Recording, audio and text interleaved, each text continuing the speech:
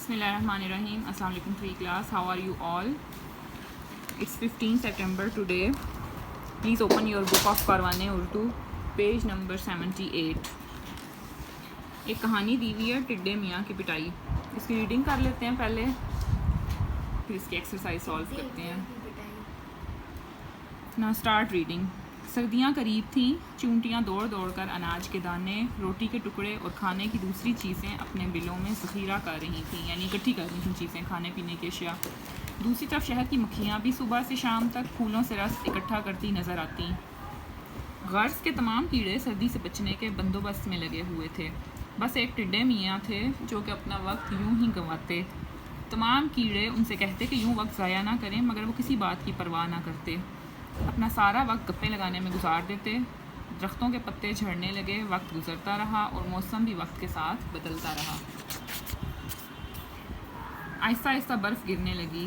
دیکھتے ہی دیکھتے ہر طرف سفید اور نرم و ملائم برف ہی برف نظر آنے لگی. تمام کیڑے سخت سردی کی وجہ سے اپنے بلوں میں آرام سے دبکے بیٹھے تھے. ٹڈے میاں کو رہ رہ کر افسوس ہو رہا تھا. کاش وہ بھی پہلے ہی درختوں کے پتے ذخیرہ کر لیتے. اب تو سارے درختوں کے پتے بھی جھڑ چکے تھے. وہ سوچ رہے تھے کہ کیا کریں.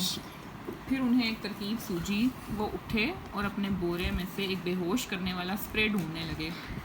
تھوڑی دیر بعد اسپرے مل گیا. انہوں نے جلدی سے اپنا میلا کچیلا کمبل اوڑھا اور اس میں اسپرے چھپا کر باہر نکل گئے. باہر سخت سردی تھی. وہ منہ لپیٹے چھتے کی طرف چل دیے. چھتے کے قریب پہنچ کر انہوں نے زور سے چھتے کا دروازہ کھٹکھٹایا. کئی بار دستک دینے کے بعد ایک مکھی ٹوپی اور گرم کوٹ پہنے دروازے پر آئی. کون ہے؟ اتنی سردی میں یہاں کیوں آئے ہو؟ ٹڈا معصوم آواز بنا کر بولا. مسافر ہوں, راستہ بھٹک گیا ہوں. مہربانی کرو مجھے اندر آنے دو, ورنہ میں سردی سے مر جاؤں گا. مکھی کو رحم آ گیا. اس نے ٹڈے کو اندر بلا لیا. بڑی مکھی نے ٹڈے کو گرم بستر پر بٹھایا اور دوسری مکھی شہد کا پیالہ بھر کر لائی. ٹڈے میاں نے گٹاگٹ شہد پی کر مکھیوں کا شکریہ ادا کیا تو مکھیوں نے کہا, ارے آپ اپنی شکل تو دکھائیں, منہ کیوں چھپا رکھا ہے؟ یہ سنتے ہی ٹڈے نے کمبل سے ہاتھ نکال کر بے ہوش کرنے والا اسپرے مکھیوں پر چھڑک دیا. مکھیوں کے بے ہوش ہوتے ہی اس نے جلدی سے اپنی جیب سے تھیلیاں نکالیں اور مرتبان سے شہد بھرنا شروع کر دیا. تھوڑی دیر بعد ٹڈے میاں فرار ہو گئے. اب جو مکھیوں کو ہوش آیا تو خالی مرتبان دیکھ کر ساری بات ان کی سمجھ میں آ گئی. سب کو بہت غصہ آیا. انہوں نے اپنی ساتھی مکھیوں کی فوج کی صفیں تیار کیں اور ٹڈے میاں کے گھر پر حملہ کیا. اس کی خوب پٹائی کی. اپنا سارا شہد سمیٹا اور قیدی بنا کر ٹڈے میاں کو اپنے چھتے میں لے کر آ گئیں. اب رانی مکھی نے اعلان کیا کہ ان کا جرم تو بہت بڑا ہے, مگر یہ ہمارے محلے میں نئے نئے آئے ہیں, اس لیے ان کے ساتھ نرمی برتی جائے گی.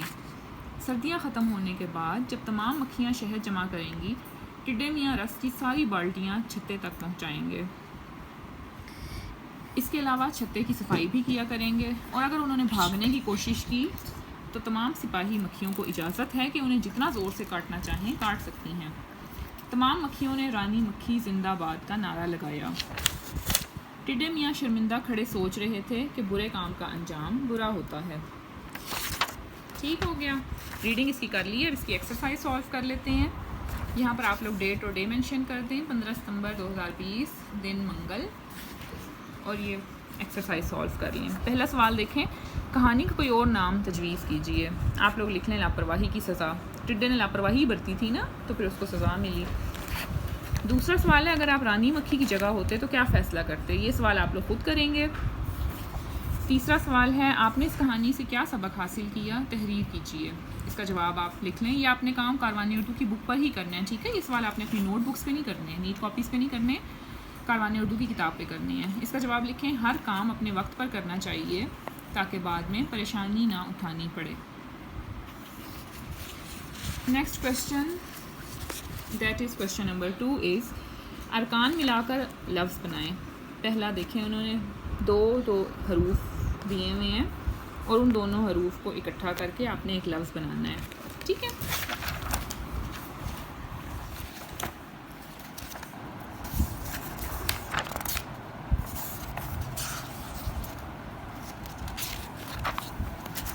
پہلا دیکھیں, اس کا لفظ بن رہا ہے پتے. دوسرا ہے کمبل. تیسرا چھتے. چوتھا لفظ ہے مکھی، پانچواں جمع، چھٹا ہے ٹڈے، ساتواں نرمی اور آٹھواں ہے زندہ. ٹھیک ہے، یہ کام آپ لوگ اپنا کاروانی اردو کی بکس پہ کمپلیٹ کر لیں. اللہ حافظ.